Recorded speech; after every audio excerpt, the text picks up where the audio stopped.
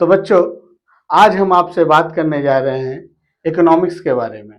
Generally आप लोगों को लगता है कि इकोनॉमिक्स बहुत ही टफ सब्जेक्ट है, लेकिन इकोनॉमिक्स को हम थोड़ा इजी वे में आज प्रेजेंट करने का कोशिश करते हैं। तो सबसे पहले आइए समझते हैं इकोनॉमिक्स है क्या। जनरली इकोनॉमिक्स का मतलब होता है कि economics derive from science. Generally science जो होता है वो दो प्रकार का होता है। एक को बोलते हैं नेचुरल साइंस, एक को बोलते हैं social science, behavioural science. Social science को ही बिहेवियरल साइंस बोला जाता है। तो जो नेचुरल साइंस है वो आपका लेबोरेटरी में टेस्टेड साइंस होता है, जैसे फिजिक्स, केमिस्ट्री, मैथ्स, बायोलॉजी। लेकिन जो सोशल साइंस होता है बच्चे, वो सामाजिक दृष्टिकोण से यानी साइकोलॉजी के बेस पे होता है, यानी कि ह्यूमन बिहेवियर के ऊपर डिपेंड करता है। ठीक है। Economics basically derive from the Greek word oikonomia. Oiko और नोमिया, ये दो ग्रीक वर्ड से इकोनॉमिक्स का निर्माण हुआ है। तो ओइको वर्ड का मतलब क्या होता है? House hold. ठीक है। और नोमिया वर्ड का मतलब होता है अकाउंट और रूल ऑफ अकाउंट। ओके। जब हम किसी भी घर के अकाउंट्स को मैनेज करते हैं उसको इकोनॉमिक्स बोला जाता है। बेसिकली देखा जाए तो इकोनॉमिक्स को हम तीन तरह से डिस्कस कर सकते हैं। सबसे पहले क्लासिकल इकोनॉमिक्स। क्लासिकल इकोनॉमिक्स में जब इकोनॉमिक्स की बात करते हैं तो वहां पे हम पढ़ते हैं एडम स्मिथ को। एडम स्मिथ को जनरली फादर ऑफ इकोनॉमिक्स भी बोला जाता है। Adam Smith is the first person जिन्होंने इकोनॉमिक्स के बारे में बुक्स लिखा और उसके बारे में बताया। तो एडम स्मिथ के अनुसार इकोनॉमिक्स क्या है? एडम स्मिथ जो है उन्होंने बोला economics is the study of wealth. उनका मानना था कि इकोनॉमिक्स जो है वो वेल्थ ओरिएंटेड है, इसीलिए इकोनॉमिक्स का जो डिफिनीशन उन्होंने दिया उसको वेल्थ ओरिएंटेड डिफिनीशन माना जाता है। एडम स्मिथ के बाद अब बारी आती है न्यू क्लासिकल इकोनॉमिक्स की।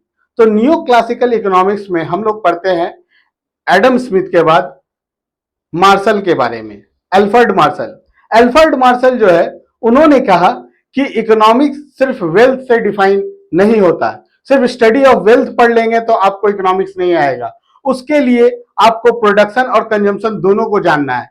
तो प्रोडक्शन और कंजम्पशन दोनों को जानने के लिए law of demand and law of supply, इसका भी कॉन्सेप्ट आया। और उनका मानना था कि इकोनॉमिक्स जो है सिर्फ स्टडी ऑफ वेल्थ नहीं है बल्कि बिहेवियर ऑफ ऑर्डिनरी मैन है। यानी कि हर मनुष्य जो होता है वो अलग तरीके से सोचता है।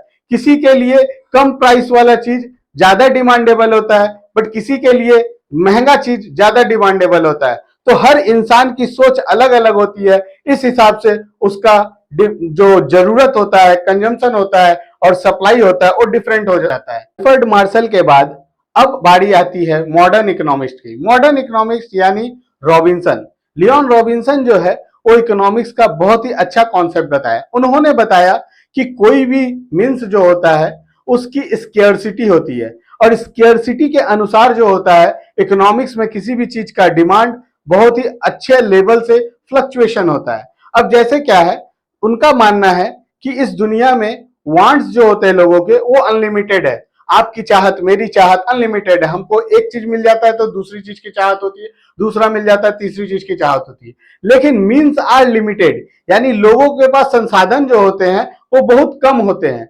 तो जब लोगों के पास संसाधन कम होते हैं और अनलिमिटेड वांट्स होते हैं, तो वो लिमिटेड वांट्स, लिमिटेड मीन्स में अनलिमिटेड वांट्स को कैसे सेटिस्फाइड करेगा?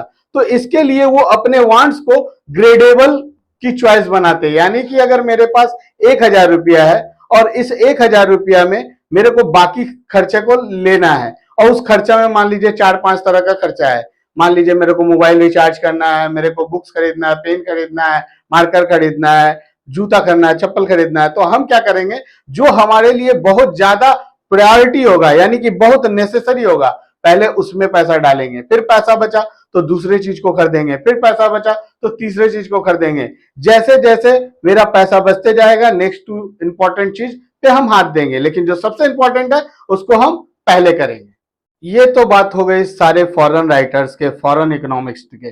लेकिन हर लोगों को पता है, हर बाप का एक बाप होता है जिसे हम दादाजी कहते हैं। ये इकोनॉमिक्स का जन्म जो है हमारे भारतवर्ष में, इनके जो दादाजी हैं वो चाणक्य जी हैं। यानी कि इकोनॉमिक्स को हिंदी में बोला जाता है अर्थशास्त्र। अर्थ यानी कि अर्थ का मतलब होता है वेल्थ और शास्त्र का मतलब होता है साइंस। यानी कि अकॉर्डिंग टू चाणक्य इकोनॉमिक्स का मतलब होता था कि वेल्थ को एक्वायर करना और मैनेज करना। ठीक है, उनके अनुसार एक अच्छे राजनेता को भी इकोनॉमिक्स आनी चाहिए, तब वो अपने राज्य को अच्छे से चला पाएगा। ये रहा, आप हमारे वीडियो को इसी तरह से पसंद करें, शेयर करें, ताकि लोगों तक हमारा मैसेज जाए और वो हमारे वीडियो को लाइक करें, सब्सक्राइब करें।